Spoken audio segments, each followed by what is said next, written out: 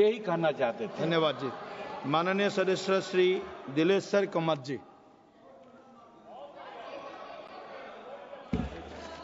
माननीय सभापति महोदय, आपने मुझे वित्त विधेयक 2025 पर चर्चा में भाग लेने का अवसर दिया, इसके लिए धन्यवाद। साथ ही माननीय प्रधानमंत्री जी श्री नरेंद्र मोदी जी एवं वित्त मंत्री के प्रति आभार प्रकट करता हूं, जिनके द्वारा भारत की जनता के हित में वित्तीय सुविधाओं को सुगम एवं आसान बनाने के लिए इस विधेयक को लाया गया है। महोदय, भारत गणराज्य के 76वें वर्ष में वित्त विधेयक 2025 में सरलीकृत आयकर संहिता की शुरुआत कर वित्तीय वर्ष 2025-26 के लिए केंद्रीय सरकार की वित्तीय प्रस्तावनाओं को प्रभावी करने के लिए लाया गया है तथा इसका मुख्य उद्देश्य कर अनुपालन को आसान बनाना, कर विनियमन में स्पष्टता को बढ़ाना, करदाताओं की सुविधाओं को बढ़ावा देने के साथ साथ कराधान परिवर्तन और आर्थिक सुधारों सहित वित्तीय प्रस्तावों को नियंत्रित करना है। महोदय, सरकार ने इस विधेयक के द्वारा जनहित में मुख्य रूप से आयकर की दरें, प्रत्यक्ष कर, आयकर, अप्रत्यक्ष कर, सीमा शुल्क टैरिफ, केंद्रीय उत्पाद शुल्क, केंद्रीय माल और सेवा कर प्रकृति, भारतीय यूनिट ट्रस्ट अधिनियम 2002 का संशोधन, सरकारी प्रतिभूति अधिनियम 2006 का संशोधन के साथ कई अधिनियमों के धाराओं में संशोधन किया है, जो देश हित, किसान हित और आर्थिक हित में है।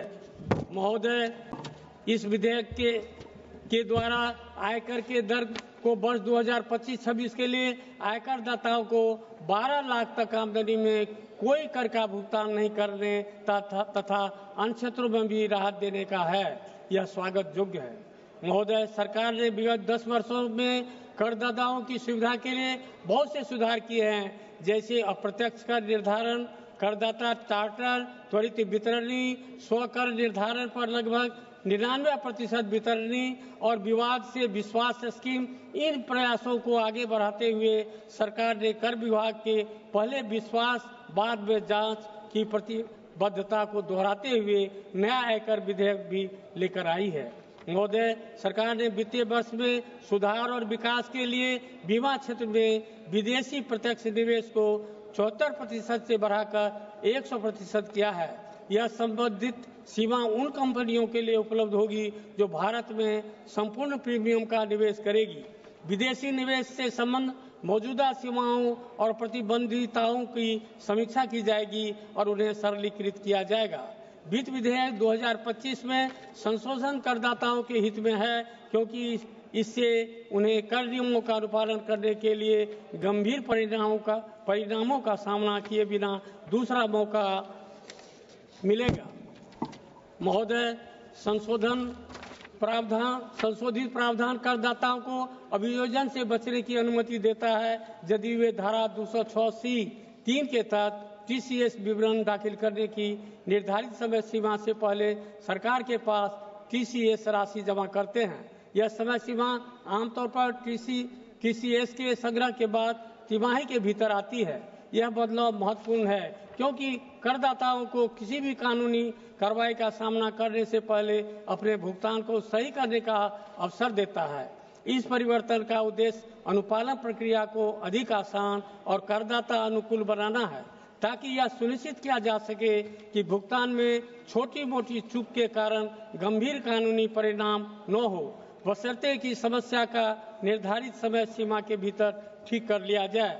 महोदय, इस विधेयक में किसान भाइयों के लिए विशेष ध्यान दिया गया है। खेतिहर किसान भाइयों के लिए मौसम आधारित फसल बीमा योजना और उपांतरित राष्ट्रीय कृषि बीमा योजना के अधीन बीमा कंपनियों द्वारा प्रदान की गई पुनः बीमा सेवाओं से संबंधित कतिपय मामलों में सेवा कर में भूत लक्ष्मी छूट के लिए विशेष उपबंध का प्रावधान है। मौसम आधारित फसल बीमा योजना का उद्देश्य किसानों को प्रतिकूल मौसम की घटनाओं जैसे कि कम या अधिक वर्षा, उच्च या निम्न तापमान, आर्द्रता आदि के खिलाफ सुरक्षा प्रदान करना है तथा पुनः गठित राष्ट्रीय कृषि बीमा योजना का उद्देश्य किसानों को प्राकृतिक आपदाओं, कीटों और बीमारियों के कारण फसल नुकसान के खिलाफ वित्तीय सुरक्षा प्रदान करती है।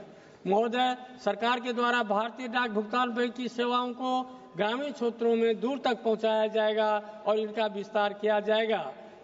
National bank for financing infrastructure and development अवसंरचना के लिए कॉरपोरेट ब्रांड हेतु एक आंशिक ऋण संबद्ध सुविधा स्थापित किया जाएगा। सार्वजनिक क्षेत्र के बैंक एसएचजी सदस्यों और ग्रामीण क्षेत्रों के लोगों की ऋण आवश्यकताओं को पूरा करने के लिए ग्रामीण क्रेडिट स्कोर फ्रेमवर्क विकसित किया जाएगा। पेंशन उत्पादों के विनियमित समन्वय और विकास के लिए की स्थापना की जाएगी। केवाईसी प्रक्रिया को सरल बनाने के संबंध में भी पूर्व घोषणा के कार्यान्वयन के लिए वर्ष 2025 में केंद्रीय केवाईसी रजिस्ट्रेशन का पुनरुद्धार किया जाएगा तथा अवधारितीकरण के लिए एक सुव्यवस्थित प्रणाली लागू किया जाएगा। महोदय, सरकार के द्वारा अप्रत्यक्ष कर के लिए सीमा शुल्कों से संबंधित प्रस्तावों का उद्देश्य टैरिफ संरचना को युक्ति संगत बनाना और शुल्क प्रतिलोभ का समाधान करना। इसके घरेलू विनिर्माण और मूल्यवर्धन को सहायता मिलेगी, निर्यातों को बढ़ावा मिलेगा, व्यापार सुविधाजनक बनेगा और आम आदमी को राहत भी मिलेगी। सरकार के द्वारा विशेष रूप से औषधि दवाओं के आयात पर राहत के लिए कैंसर, असाधारण रोगों और अन्य गंभीर रोगों से पीड़ित रोगियों को राहत देने के लिए 36 जीवन रक्षक औषधियों और बुनियादी सीमा शुल्क से पूरी तरह छूट प्राप्त दवाओं की सूची में शामिल करने का प्रस्ताव है तथा 6 अन्य जीवन रक्षक दवाओं को 5% के रियायती सीमा शुल्क वाली दवाओं की सूची में शामिल करने का प्रस्ताव है। पूर्ण छूट और रियायती शुल्क के निर्माताओं के लिए थोक औषधियों पर भी इसी प्रकार लागू होगा। महोदय, वित्त विधेयक 2025 राष्ट्रहित, देश हित, आर्थिक हित, जनहित एवं किसान हित का है। मैं वर्ष 2025-26 के लिए वित्त विधेयक 2025 का समर्थन करते हुए अपनी बात समाप्त करता हूँ। बहुत बहुत धन्यवाद। धन्यवाद माननीय सदस्य। माननीय सदस्य श्री अनिल देसाई जी।